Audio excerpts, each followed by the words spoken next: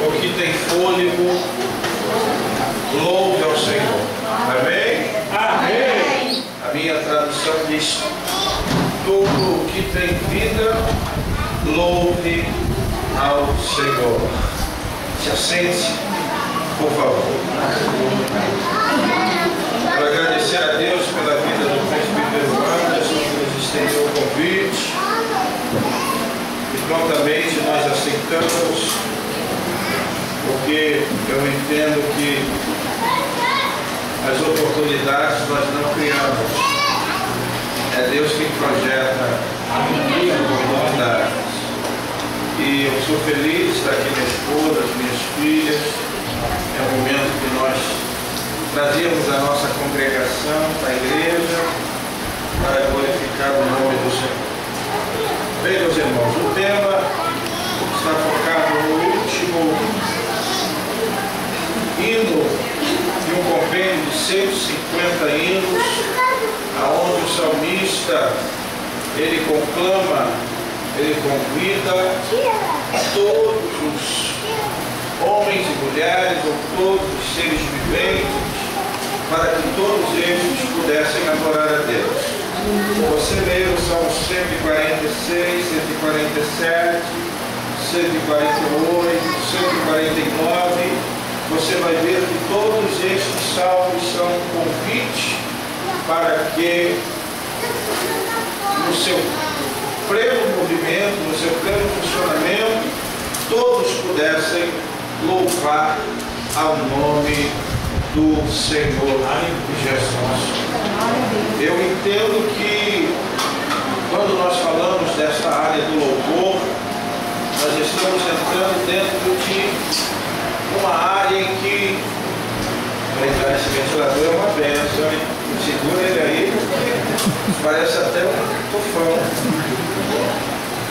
Quando nós entramos dentro desta área, nós estamos entrando em um momento altamente singular e importante, porque é um momento que o ser criado ele começa a externar a sua gratidão através dos louvores.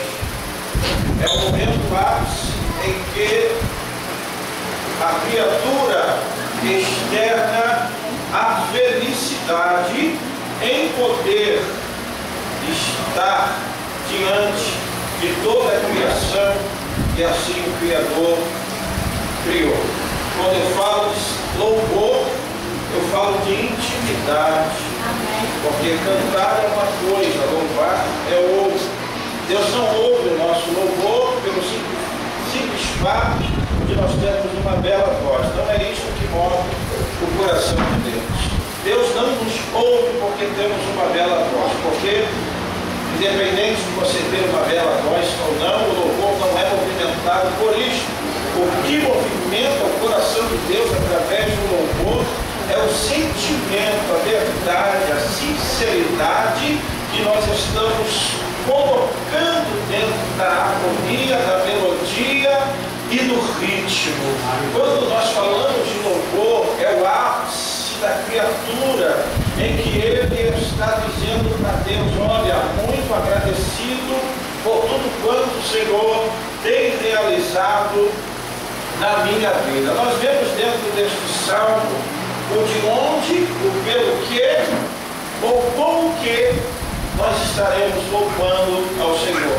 A resposta está tangível nos versículos ou nas estrofes que nós não lemos, mas eu tenho a certeza que você praticou, você leu em sua casa, você vai ver que de onde nós vamos louvar ao Senhor? Do santuário. Versículo 1, você vê logo: louvem a Deus no seu santuário. Aí vem pelo que, versículo de número 2: louvem-o pelos seus feitos poderosos, louvem-o segundo a imensidão e sua grandeza. Como que nós vamos louvar? Versículo 3, você vai ver em diante: louvem-o ao som de trombeta, louvem-o com lira e harpa, louvem-o com tamborins e danças, louvem-o com instrumentos de cordas e com flautas, louvem com símbolos sonoros, louvem com símbolos ressonantes. Ali ele vem conclamando em sua totalidade, todo o ser que respira, louve ao Senhor. Quem é que respira aqui? Glória a Deus. Quem é que está vivo aqui?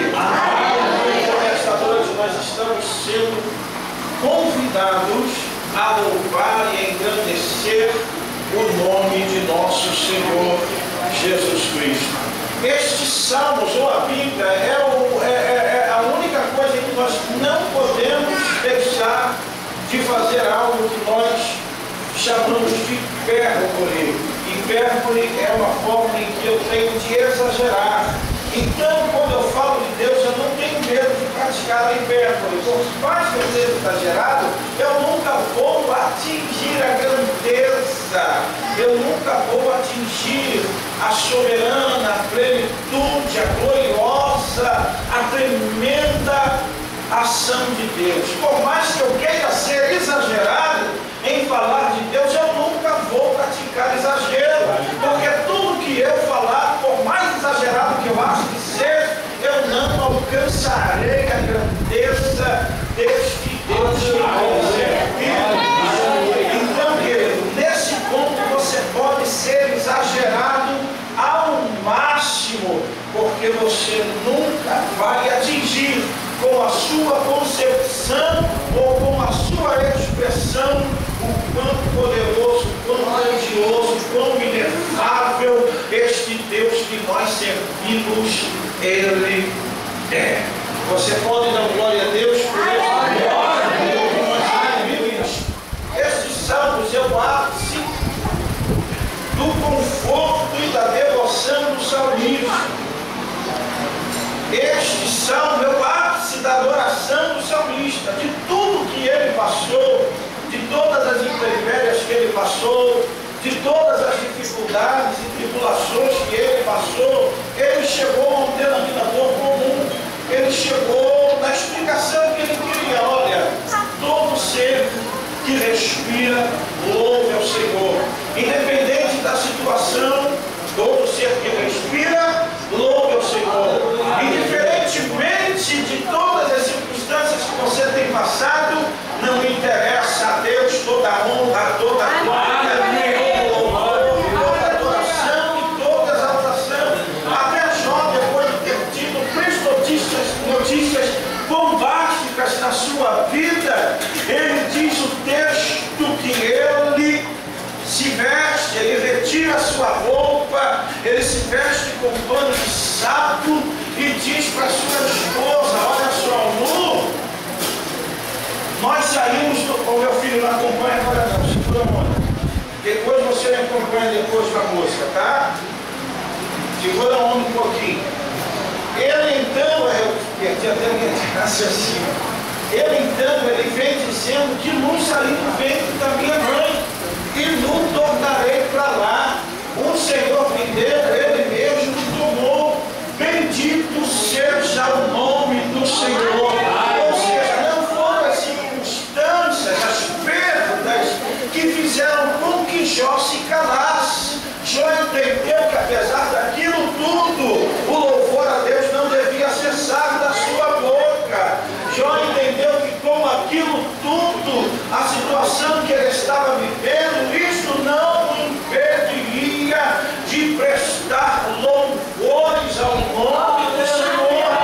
Para ele também foi a mesma forma, quando ele viu que os caldeus estavam invadindo Israel e o povo mais ímpio estava sendo levantado por Deus para ferir o povo escolhido. Quando ele chega no versículo 17 do capítulo 3, ele mesmo sem ver nada acontecer, ele diz e começa a glorificar o nome do Senhor, quando ele vem dizendo lá em Abacuque 3, versículo de número 17, ele vem dizendo os maiores hinos de uma pessoa que está interessada em adorar ao nome do Senhor. Fugiu da memória, eu vou ter que ir lá, porque a cabeça ela falha um pouco das vezes.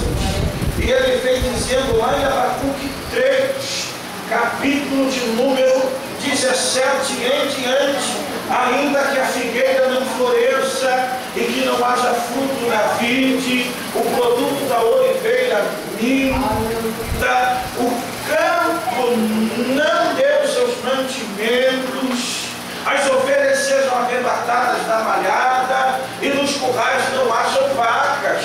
Todavia eu me alegrarei no Senhor e exultarei no Deus da minha salvação.